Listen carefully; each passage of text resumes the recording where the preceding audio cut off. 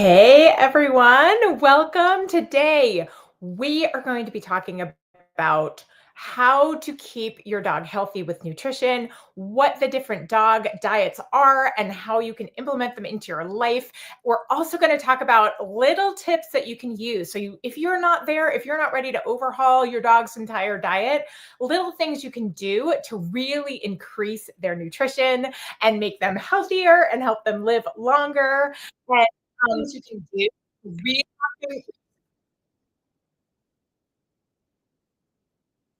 I have to close the window here, so sorry, I'm talking on another screen. There we go. I couldn't figure out what was happening. I'm talking to myself.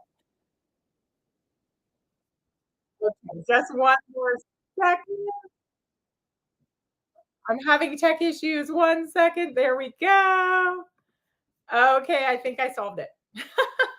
All right, so today we're diving into all things nutrition for your dog, how to keep them healthier, how to add things to their diet to help them live longer and have better nutrition. So let's jump in. Wondering what kind of diet you're feeding your dog. If you want to throw that in the chat, you can. And I'm just pulling up my chat. There we go. There we go. Wondering where you are, like what are you feeding your dog now? I spent many years feeling like, gosh, I am not doing enough for my dog. What can I do? What more can I do to make sure that my dogs stay healthy over time? I have done all kinds of things. I have done raw diets. I have done lightly cooked diets. I have done different kinds of food that I've purchased and ordered. I've gone across the gamut. And I finally got to the point, Sadie, my oldest, was getting a little bit older, and I really wanted to kind of unlock it all. So I ended up doing a certification in dog nutrition. And now I am just passionate because it was a lot. There was a lot to learn. And I'm really passionate about kind of distilling it down into things that are useful for people and just making sure that people have the tips that you need in order to help your dog be healthier without having to dive through all of the information. Okay, so talking about dog diets, the basics of dog nutrition. I've been really interested lately in terms of how learning about your dog's health actually helps you understand your own health better.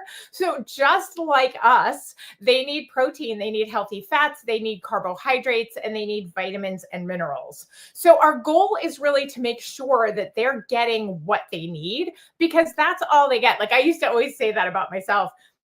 Like, the only building blocks for my body to create everything that it needs is from what I eat and drink. That's it. That's all it gets to build all those things. So the same with your dog. The only things that they're getting is whatever they're eating. They have to use that as all of the building blocks for everything that they need to create all of their gut biome, to create, to keep their organs going, their brain going, to produce cells, all the things, right? So when you think of it like that, then you think, okay, well, what is it that my dog actually needs for these building blocks? So just like us, protein, healthy fat, carbs, vitamins, and minerals. But dogs are just a little different than us in a couple ways. They are designed to eat whole animals, right? Even though it's a little gross. They're designed to, as wolves, they would eat the entire animal. So they are designed to have a diet that includes not only the meat of the animal, but the organs and the bone, all of the pieces, right? So, a lot of times they talk about biologically appropriate foods for dogs. It's a very fancy way to say, what are they designed to eat? What do they naturally eat, right? So, what that is that whole animal, all the pieces of the animal put together. But of course, most of us are not going to feed our dog whole animals. So then we have to figure out, like, how are we piecing these pieces together in order for our dogs to be as healthy as possible?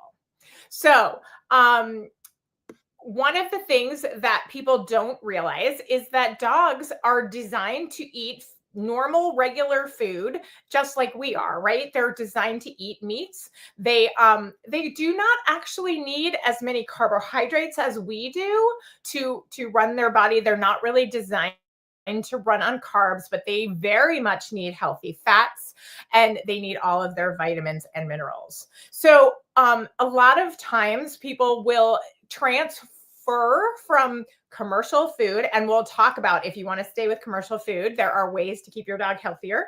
But a lot of times people will then transfer to a human food diet. So that involves either feeding them raw food diet, which means that it's uncooked, obviously, or a lightly cooked diet. And we'll talk a minute about what the differences are and which diets are right for which kinds of dogs.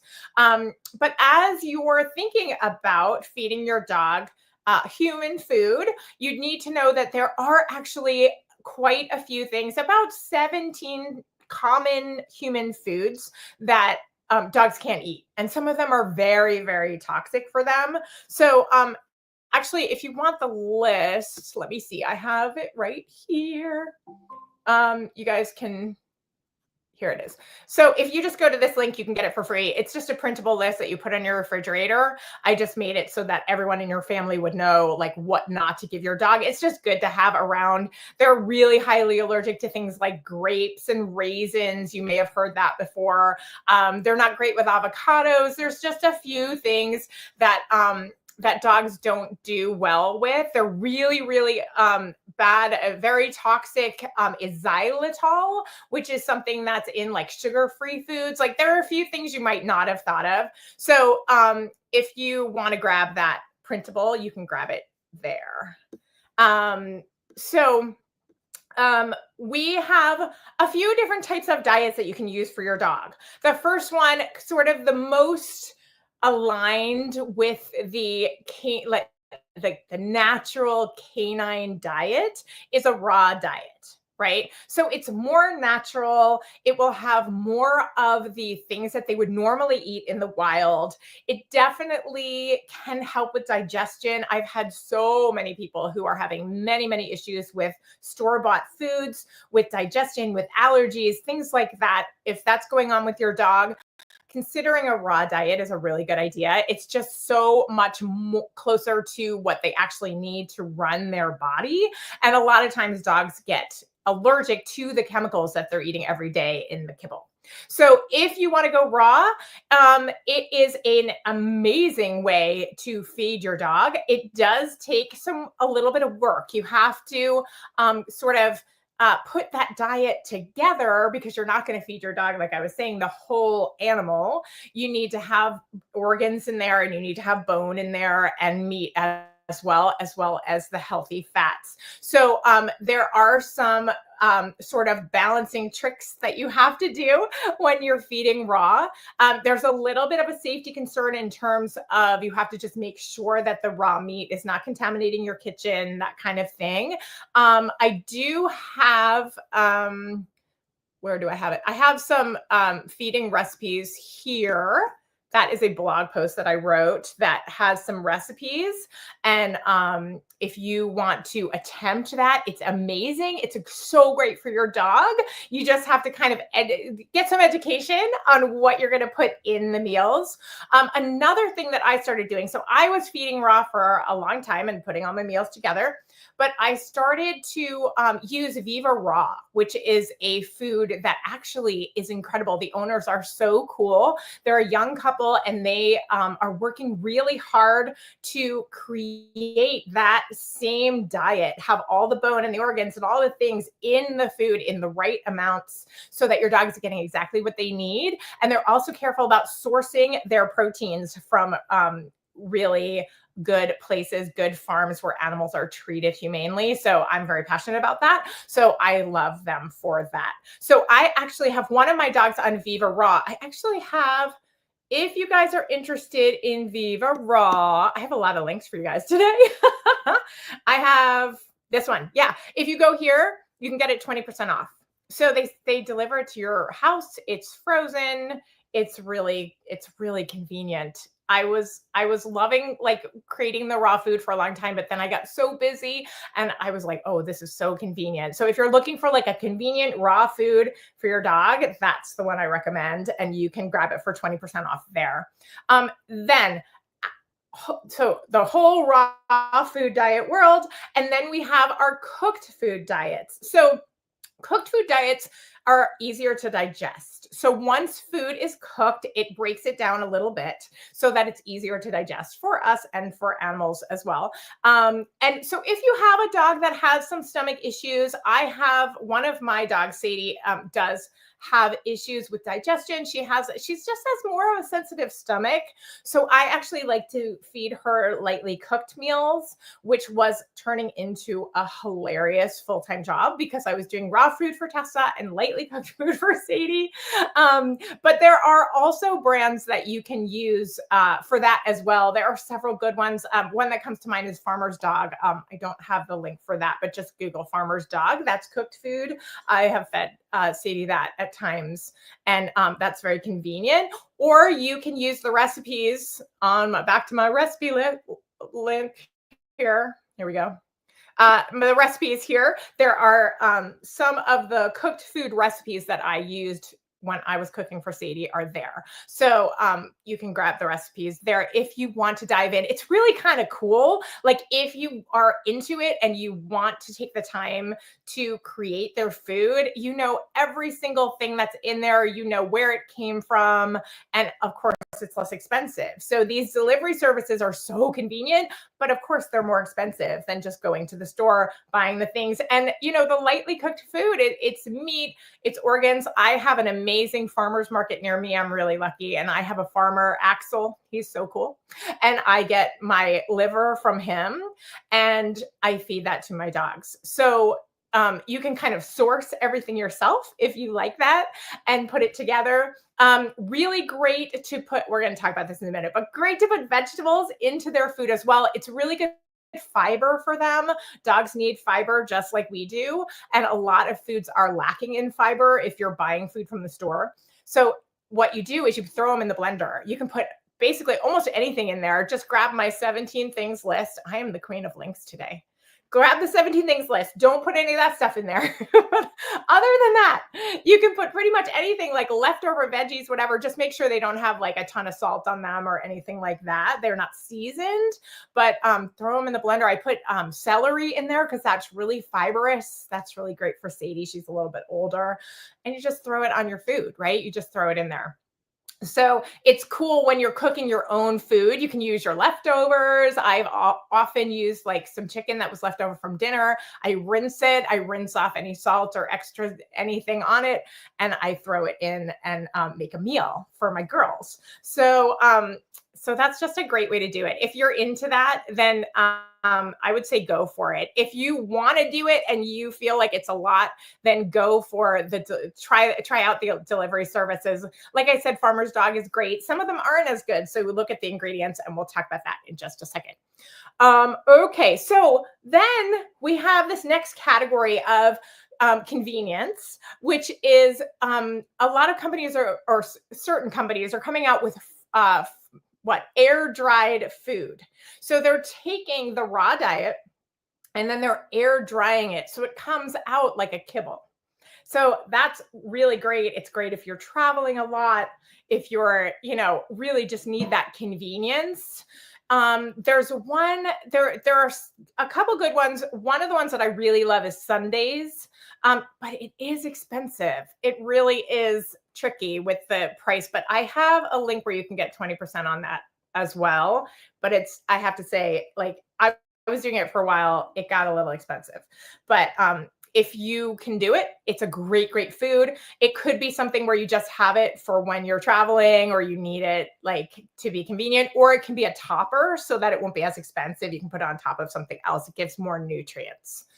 Cool. So common ingredients and pitfalls. So let's talk a little bit about what to avoid. So if you are buying your food from the store, you just want to be really, become a detective and look at those ingredient lists, right? So we want to avoid the artificial preservatives, things like BHA, BHT, all the things in the ingredient list that you've never heard of, or they sound like a chemical equation, are not going to be good for your dog. Just like we're not supposed to eat processed food, they're not supposed to eat all those chemicals as well. And when you think about they're eating it 2 or 3 times a day forever, and that's all they're getting in their body to fuel all their little muscles and organs and everything, then those chemicals really build up. So you want to take a look at those ingredients. And luckily, there are a lot more companies now that are making healthier foods. There are really a lot of companies that are trying hard. So there are options out there. We want to avoid byproducts and mystery meats. So there's a lot of craziness when it comes to what dog companies have to say on their labels. So when they say a chicken recipe, it only has to be 5% chicken. There's a lot of things like that. Like they're not regulated the same way that human food is regulated. So you just have to be careful, and you always have to like go with those ingredients, read your reviews, all those things. So we want to also stay away from excess starches. So corn, wheat, soy, that's very inexpensive. So they'll use that as a huge part of the food. And like I said, like dogs aren't designed to eat all those carbohydrates. So we want to stay away from like rice being up there in the top 5 ingredients, that kind of thing. We want to look for whole foods. You want to look for actual meat, right? Mystery meat, they will call it chicken meal, beef meal, turkey meal, fish meal. We don't want any of the meals. that's a whole slew of mystery meat right there, right? And they have, again, no regulations on what's in there. So we just want to avoid it. We want to stick to whole, fresh foods if we can. Like if you can recognize everything on the ingredients list, awesome. You are good to go. And think about this with your treats too. Treats are so easy to make yourself, by the way. They're so easy, and there's a million recipes online. I should actually get a recipe link for you guys, but I don't have one today. But they're so easy. Just Google it at like healthy dog food recipe. There's ones that are just like pumpkin and coconut and really good stuff. And then you make a huge batch, and it was pennies instead of dollars. Okay. That's my dog treat public service announcement. Okay, so I'm just looking at my list to make sure that I'm getting you all the information that I wanted to. So next, if you cannot jump in right now, you can't jump into the whole food diet, you can't do the raw or the cooked. Like, I get it. Like sometimes you're in a really crazy season of life and there's just too much going on and you're like, I can't take on one more thing.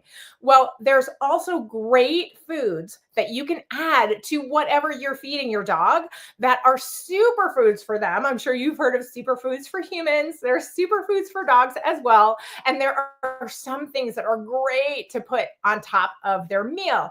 And now some people, this is kind of an old way of thinking where like, don't give your dog any human food because then they'll beg at the dinner table.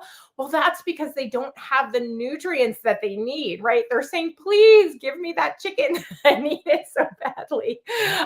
So any kind of chicken, beef, turkey, that kind of thing. Again, rinse it off, make sure it doesn't have salt on it. That's a great topper for meals. It gives them wonderful protein, amino acids, all the things. Another one is pumpkin. You can buy the canned pumpkin. Make sure it's not pumpkin pie filler because that has sugar and all sorts of stuff in it. Just regular, like organic pumpkin. And put that on their food. That is great for digestion. If your dog's having any kind of digestion issues, that's a great thing to throw on top of their food. Blueberries are fantastic. They're great for their brain and for their heart. Bone broth, right? You could buy bone broth and make sure it's doesn't have salt in it. Or you can just make it. You eat a chicken, you throw the chicken bones in and make some stock for your dogs. It's great for their gut health and for their joint support. So if you have a dog that's getting a little older, bone broth is amazing.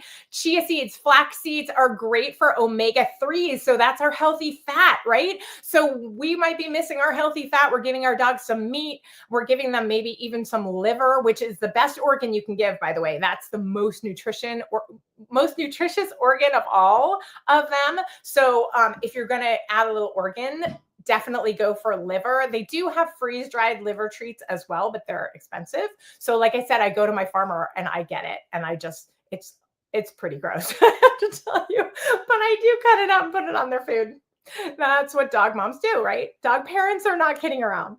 Um, Leafy green vegetables, I already mentioned that. You can throw some lettuce, some celery, even carrots, things like that in a blender. Just helps them digest. They're not designed to digest like a lettuce leaf or a kale leaf like we are. Like they can't just digest all that fiber. So I throw it in the blender, a touch of water if you need it, and then add it to their food.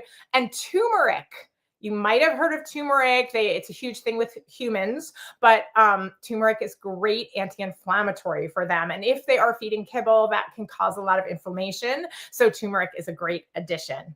Sometimes they don't like the taste of it, so you can mix it with maybe a little peanut butter that only has peanuts in it. So that's a good little treat for them as well.